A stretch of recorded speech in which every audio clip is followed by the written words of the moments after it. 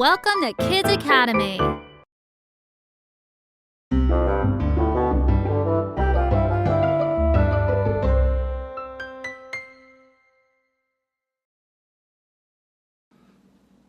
Hello and welcome to Chapter 4.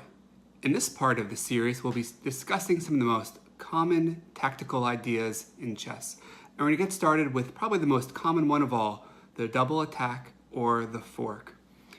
The double attack happens when you are able to create two threats at the same time. Now, if you're playing someone who's very experienced in chess and you attack one piece, they'll either protect it or run away or capture your piece. But if you're able to create two threats simultaneously, it is much harder to defend against that. So let's go ahead and get started. So here is an example of a double attack.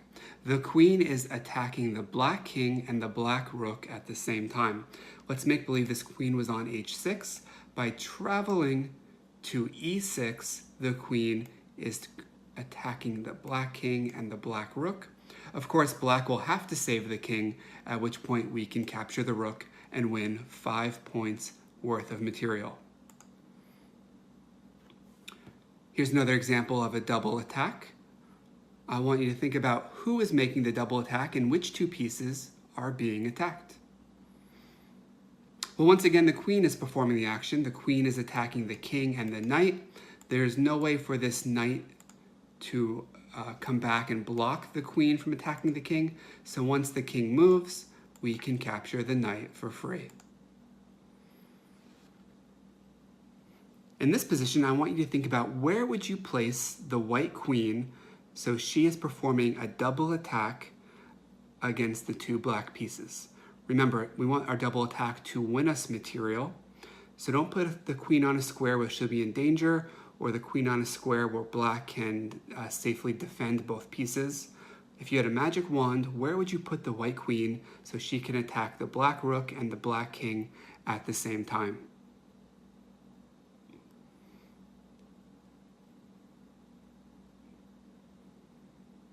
I see two good squares. I would put the queen either on f2, attacking the king and the rook, or a7 also looks good, attacking the king and the rook.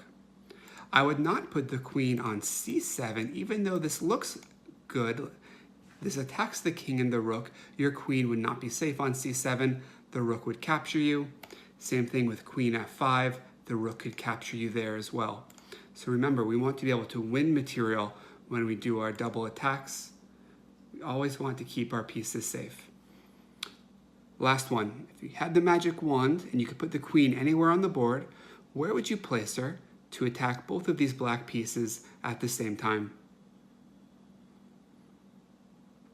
In this position, I only see one square, and that would be queen a5. Queen a5 safely attacks the rook, safely attacks the king. So this is a puzzle for you to solve. This is a real game. In this position, it's black's turn. And black has a very good move here. Black can do a double attack. And what I want you to be thinking about is which white pieces are undefended? Do we have any checks? Can the queen combine a check and an attack on an undefended white piece at the same time? And remember to look at the entire board.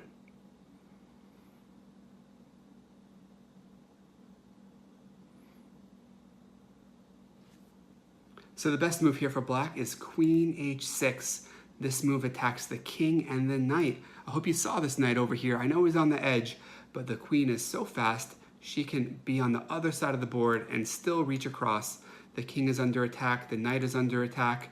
As soon as white uses CPR to save the king, we can capture this knight and get 3 points.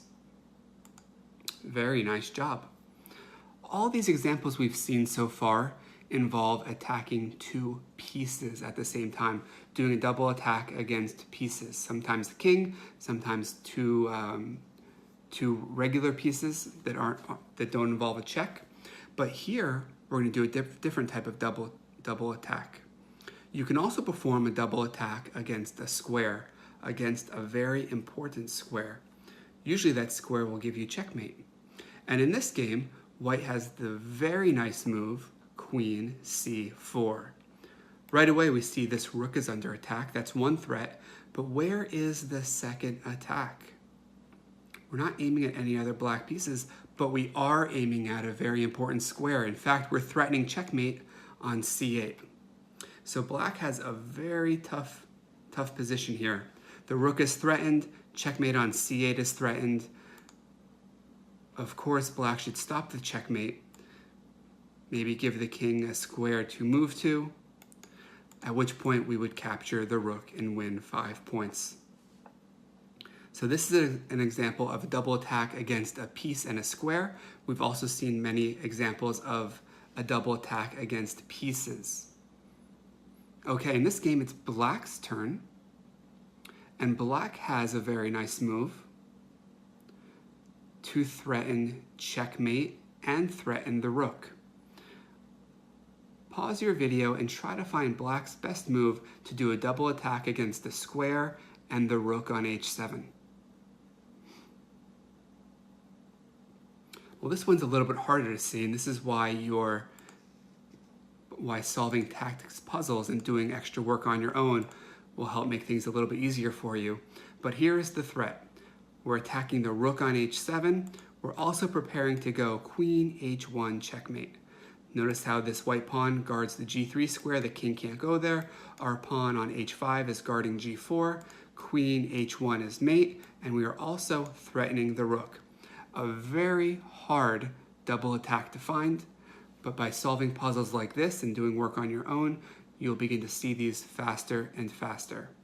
So that is a double attack. When you're playing a game of chess, always look for checks. Always look for pieces that are not being defended. Usually you can combine these pieces and attack two at the same time. Now, the one thing we didn't speak about yet is that these were all examples of queens doing double attacks, but literally every single piece in chess can do a double attack. Pawns, kings, knights, bishops, and rooks can all do this tactical idea. Queens obviously can do it very easily because they attack in so many directions, but literally every piece in chess can create two threats at the same time. So always look for undefended pieces, look for pieces that aren't defended enough, and look at ways to attack the king and give check. Okay, thanks for watching. Bye-bye.